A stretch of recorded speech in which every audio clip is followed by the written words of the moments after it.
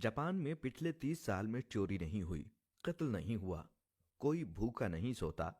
जलजले के वक्त कैंपों में सब कुछ रख दिया जाता है, कोई एक छटांग जरूरत से ज्यादा नहीं लेता।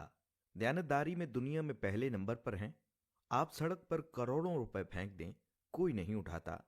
आप कंधा मार दें तो सामने वाला माजरत करता दिखाई देगा। तरक्की और टेक्नोलॉजी में दुनिया से 10 साल आगे जीते हैं। काम इतना करते हैं कि वजीर आजम हाथ जोड़कर आराम के मशवरे देता है। सिगरेट की राख झाड़ने की डिब्बियां जेब में रखते हैं। सफाई इतनी है कि सड़कों में मुंह नजर आए। पाबंदी वक्त इतनी है कि 5 मिनट ट्रेन लेट हुई तो पूरी कंपनी बंद कर दी गई।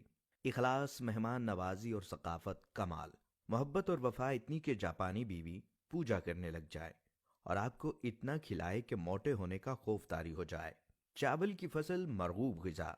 एक दफा कहत पड़ा तो 30 साल का ऐसा जखीरा कर लिया कि दुनिया से चावल नायाब हो गए, लेकिन वहां से खत्म ना हुए। जापानी जिसके हो गए बस पत्थर पर लकीर है। निजाम सेहत ऐसा कि टॉयलेट आपको जिस्म की पूरी डिटेल दे दे। 2 नंबरी और बेईमानी का तसव्वुर महाल। और अब आते हैं कि जिस मुल्क में लाखों लोग तबलीगी इज्तिमात में जाते हों, जहां लाखों लोग दावते दीन के लिए सफर करते हों, जहां लाखों लोग बैतुल्ला, उम्रा और हज के लिए जाते हों, मिलाद नबी के मौके पर हर शहर में जुलूसों में लाखों लोग शामिल होते हों, जिस मुल्क में हर रात लाखों महफिलें मिलाद हों और दरस कुरान होते हों, जिस मुल्क में योम आशूरा पर लाखों लोग गम हुसैन रजी अल्लाह तआला अन्हु में अज़ादारी करते हों, जिस मुल्क में ईद और जुमे में बड़े बड़े इज्तिमात होते हों, जिस मुल्क में तस्बीहात पढ़ने वाले लाखों में और दरूद सलाम की तादाद अरबों में हो, वो मुल्क ईमानदारी में दुनिया में 108वें नंबर पर है और काफिरों का जापान दयानतदारी में नंबर 1 मुल्क करार पाए। तो सवाल तो उठेगा कि हम किसको धोखा दे रहे हैं? हम खुद को धोखा दे रहे हैं या अपने खुदा को धोखा दे रहे हैं? क्योंकि हम दुनिया को तो धोखा नहीं दे रहे, दुनिया हमसे आगे जा रही है। दुनिया तो हर काम में आगे है, हम किसको धोखा दे रहे हैं?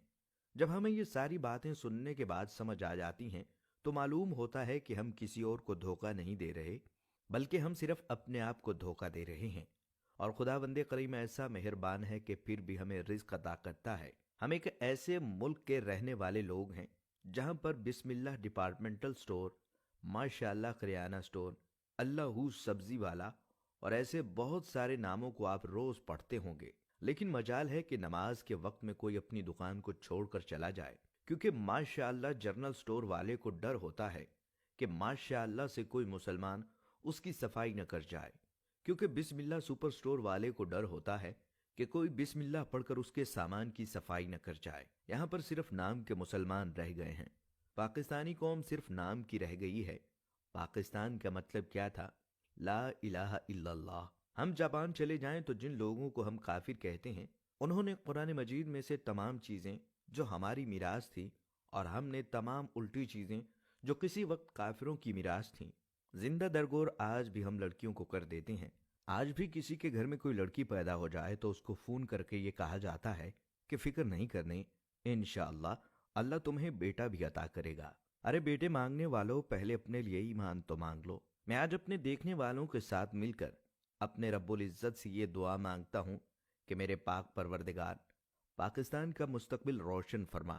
मेरे पाक परवरदिगार तमाम इंसानों के दिलों से मैल को निकाल दे। हम 2 नंबर बेईमान लोगों के दिलों से बेईमानी निकाल दे। मेरे पाक परवरदिगार हमें सुकून वाली जिंदगी अता फरमा। आमीन या रब्बुल आलमीन।